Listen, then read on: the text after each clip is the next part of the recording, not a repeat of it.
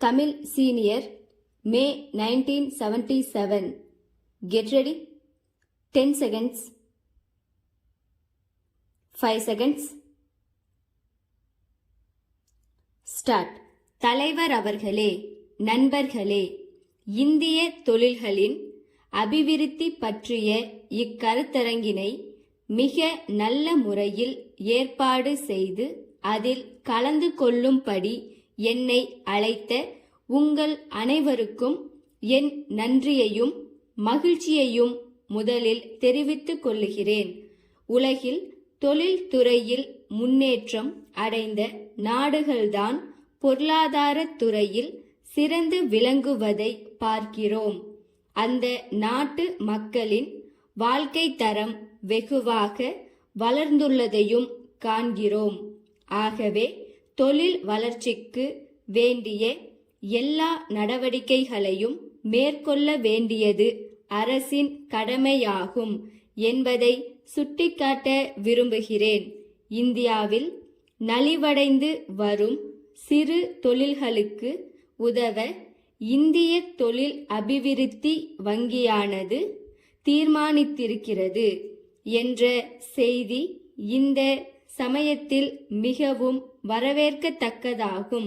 இந்த உதவியை கொண்டு நலிந்த தொழில்களை மீண்டும் சீரமைத்து நடத்தவும் அவைகளை நவீனமயமாக்கவும் முடியும்.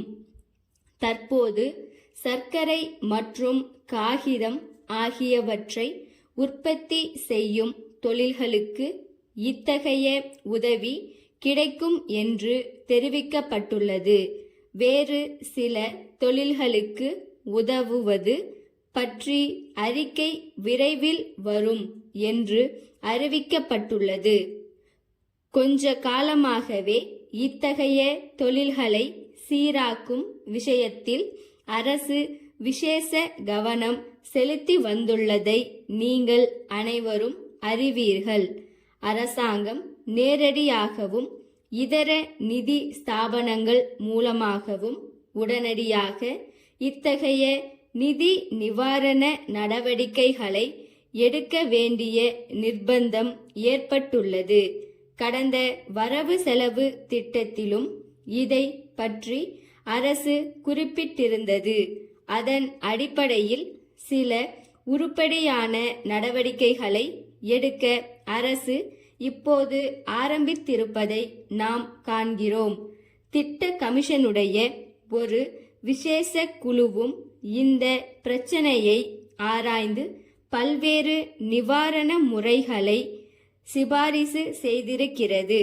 பொதுவாக நிதி பற்றாக்குறை, மூலப்பொருள்களில் உள்ள பஞ்சம் ஆகியவைகளும் தொழில்கள் நலிவு அடைவதற்கு காரணங்கள் ஆகும் என்று குழு சுட்டிக்காட்டியுள்ளது.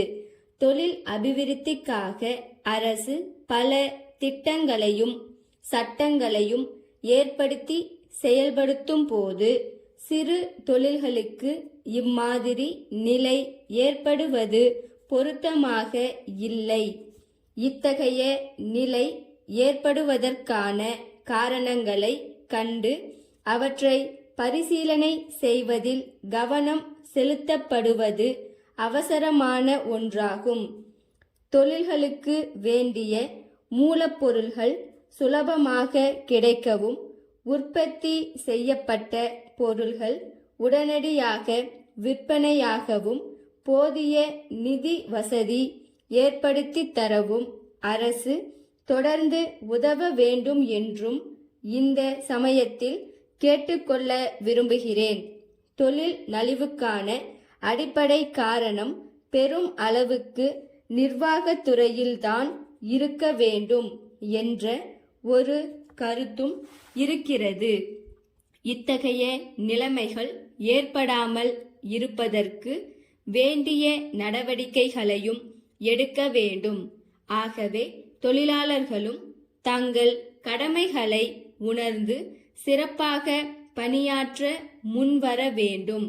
கடலூர் தேரடி தெரு வாசன் கூட்டமைப்பின் மேலாளர் திரு ராமசாமியிடம் இருந்து சென்னை, பெரம்பூர், காமாட்சி நிறுவனத்தின் உரிமையாளருக்கு 22 ஆகஸ்ட் 1975 நாளிட்ட கடிதம்.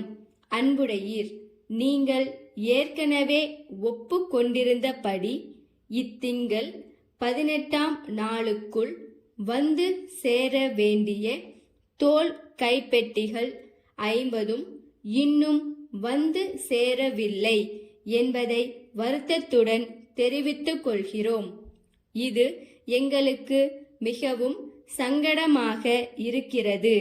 வாடிக்கையாளர்களுக்கு எங்களிடத்தில் உள்ள நல்லெண்ணம் இதனால் ஓரளவுக்கு பாதிக்கப்படுகிறது என்பதை நீங்கள் ஒப்புக்கொள்வீர்கள் என்று நம்புகிறோம். நாங்கள் குறிப்பிட்டிருந்த அளவுகளில் கைப்பெட்டிகள் தற்சமயம் கைவசம் இல்லை என்றால் அவற்றை விட சற்று குறைந்த அளவுகளில் கைப்பெட்டிகள் தயாராக இருக்குமானால் அவற்றை ஏற்றுக்கொள்ள தயாராக இருக்கிறோம். இது பற்றி எங்களுக்கு உடனே தந்தி மூலம் தகவல் அளிக்கும்படி கேட்டுக்கொள்ளுகிறோம். இப்படி அவசரப்படுத்துவதற்காக நாங்கள் உண்மையிலேயே வருந்துகிறோம். ஆனால் இந்த விஷயத்தில் மேலும் காலதாமதம் ஏற்படுமேயானால் எங்களுக்கு பெருத்த நஷ்டம் ஏற்படும். தங்கள் உண்மையுள்ள ஸ்டாப்.